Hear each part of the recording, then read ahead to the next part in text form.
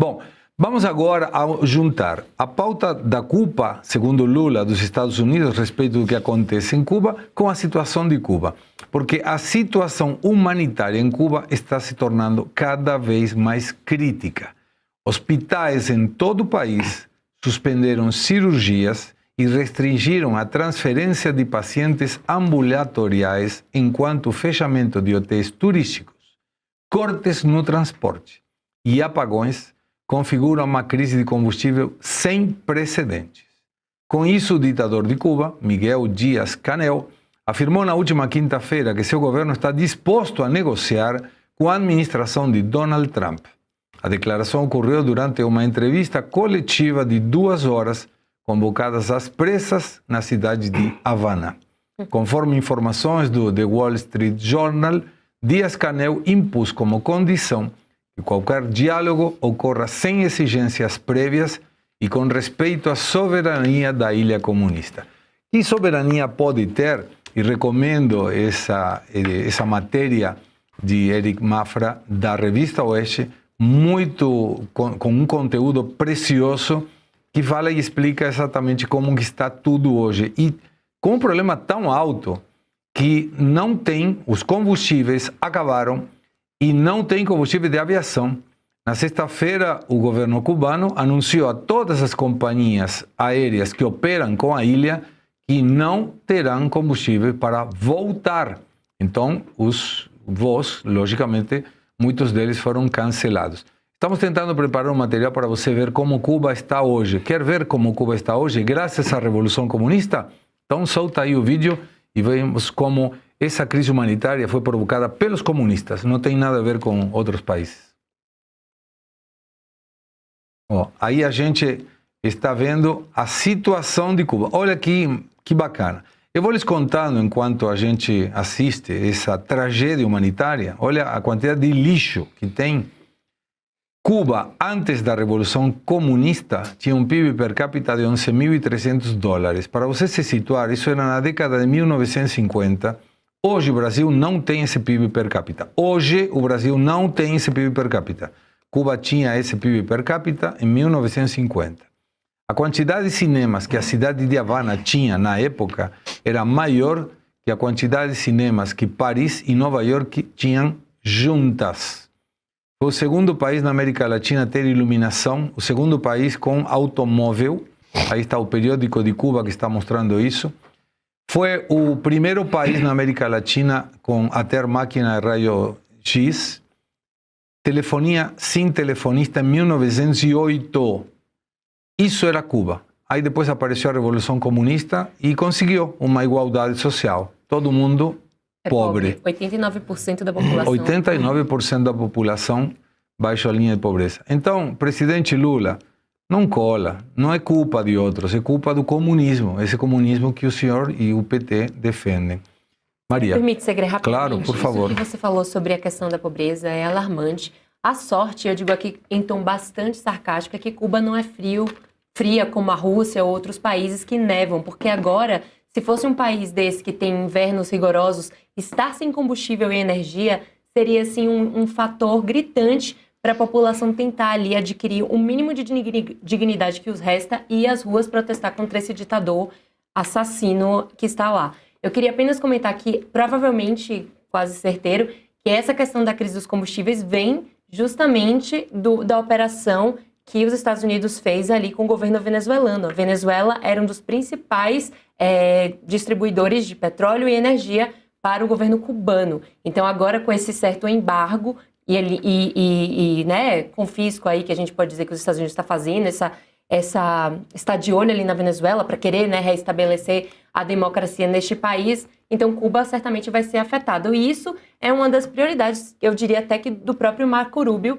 que é o braço direito do Trump, ali como secretário de Estado, que é o secretário que cuida das relações internacionais de Trump, tem pais que são cubanos, e falou no dia que eles capturaram Maduro que Cuba pode ser que tenha consequências para o regime ditatorial cubano, essa interferência aí na Venezuela.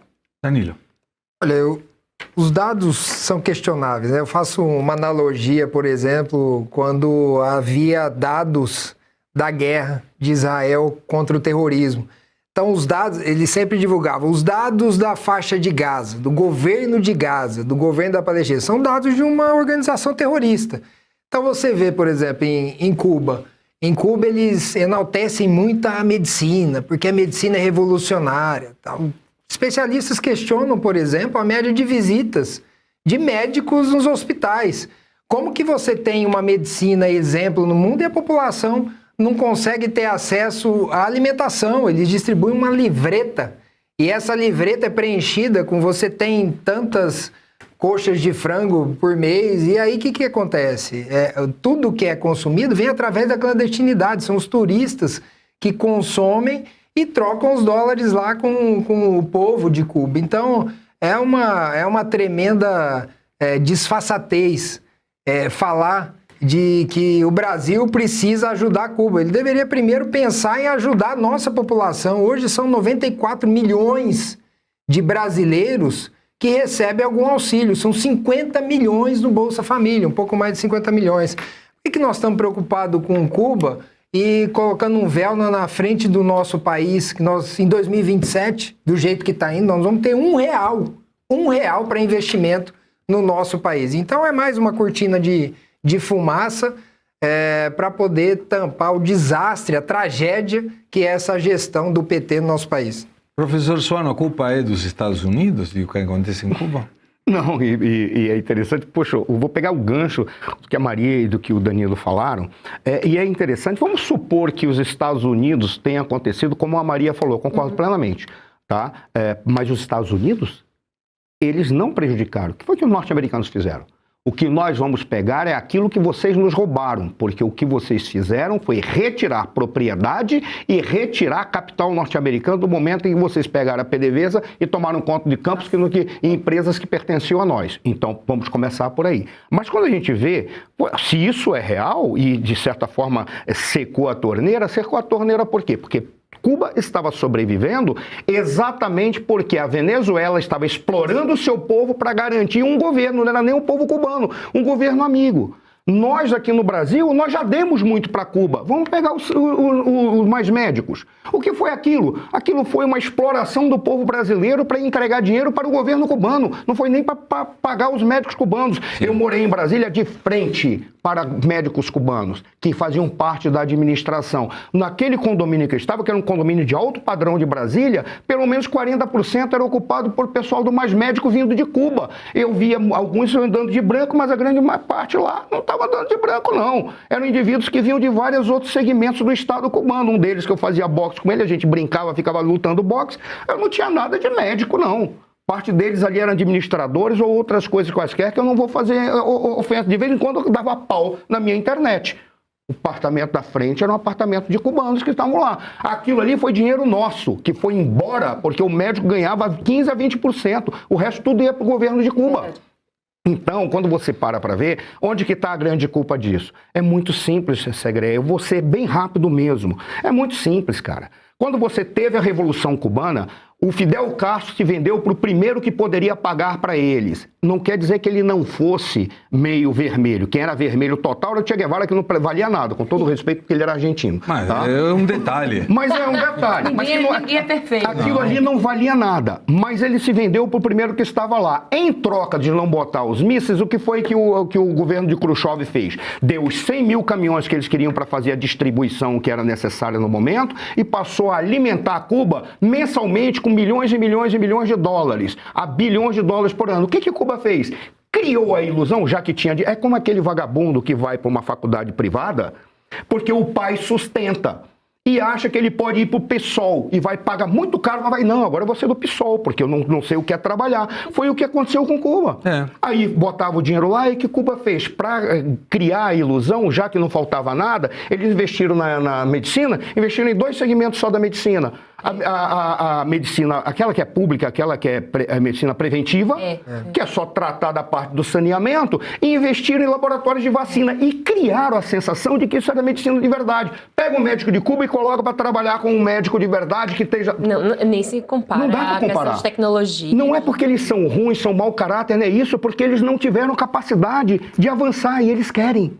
Mas o governo não permite, porque querem que eles fiquem fazendo o quê? Aquela medicina preventiva ou fiquem trabalhando no laboratório. Só que agora o dinheiro acabou. Acabou da União Soviética, acabou da Rússia, acabou da China, acabou da Venezuela. Por Vai isso que cair. eu disse no início da minha fala que se fosse um país frio, que é o que acontece em muitos países ali, que a Rússia passa ali o combustível e tudo mais. Quando neva, a pessoa sente lá, não tem como aquecer o aquecimento das casas. Em Cuba, um país tropical, não tem esse frio, então o cidadão não vai sentir tanto na pele, não vai ser tão gritante para ter um protesto, uma comoção internacional ainda, tá, minha gente? Ainda. Mas eu acho que esse regime aí de Cuba está com os dias contados para começar a iniciar uma flexibilização. Bom, antes de passar para Luiz Arthur, para ele concluir com esse assunto, o professor está dizendo aqui, se o professor fala assim, quando diz que vai ser rápido, não quero imaginar quando não fala isso. Mas sempre a fala do professor é muito criteriosa, então a gente deixa que ele fale tudo o que ele precisar. Luiz Arthur. Segre, Cuba é o exemplo claro da tragédia econômica que é um governo de esquerda, a tragédia que o comunismo gera. Eu tive o privilégio de visitar Cuba em 2004, Ana. 2004 são 22 anos, né? Tinha Fidel Castro ainda vivo naquela época, né? Já era constrangedor, né? A situação era constrangedora lá. Primeiro, um monte de carro lata velha circulando lá em Havana. Você ia a mercadinhos, assim, as prateleiras praticamente vazias. Tinha uma sorveteria, acho que existe ainda, famosa lá, que chama Copélia. Que era assim, era a típica sorveteria feita para turista, mas era tão constrangedor que tinha a fila do turista e a fila do morador. Nossa. Eram separados, assim. Assim, era constrangedor realmente. Aí eu fui um dia jantar lá no Hotel Nacional de Cuba. Aí entrei no hotel, luxuoso e tal, peguei o cardápio, vendia Coca-Cola no Hotel Nacional de Cuba. Eu falei, ali o comunismo acabou mesmo, né? Porque vender Coca-Cola em Cuba assim, já largaram tudo mesmo. Agora, Segre, eu gostei muito, na verdade, que o Lula falou de Cuba. Por quê? Porque eu gostaria muito que ele tivesse coragem de levar esse tema para a campanha. Porque se o Lula acha que o brasileiro, que não aguenta mais pagar tanto imposto, está disposto a ficar salvando regimes econômicos fracassados como Cuba e Venezuela, ele vai perder a eleição. Então, eu gostaria muito que ele levasse esse tema. Aliás, a direita precisa levar esse tema, porque toda vez que você fala em ajudar Cuba, já me vem à mente BNDES dando dinheiro de graça, né, para obras faraônicas, metrô em Caracas, porto em Cuba, paga por quem? Pelo trouxa do contribuinte brasileiro. Então, Lula, leve esse tema para a campanha. Vamos ver se o eleitor brasileiro quer, de fato, que você fique dando dinheiro para regimes fracassados e ditaduras. E eu espero, sinceramente, que o Trump, até por coerência, faça em Cuba o que ele fez na Venezuela. São duas ditaduras fracassadas, de esquerda. Se ele invadiu lá e resolveu, tirou o Maduro, que faça o mesmo em Cuba.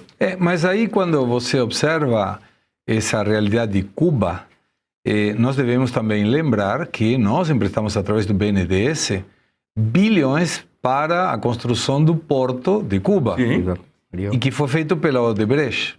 E que entrou naquela falcatrua toda da Lava Jato. Sim. E que nunca foi pago. E a garantia era em charuto, gente. Charuto. Nem os charutos vieram. Charuto. É verdade, eu lembro disso mesmo. É um tapa na cara daquele que devemos lembrar. O BNDES são recursos do Fundo de Amparo ao Trabalhador. Ou seja, dinheiro que sai do teu bolso para ajudar a Cuba. Para quê? Para que ele faça o quê?